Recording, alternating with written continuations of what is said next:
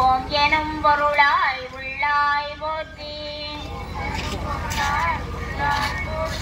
இருள் கெடுத்து என்பருள் எந்தாய் போற்றி. மங்கள நாயகி மாமணி போற்றி.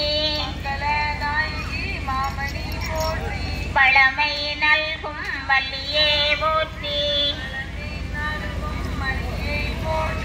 அரபள நாயகி அம்மையே விளக்கே போற்றி.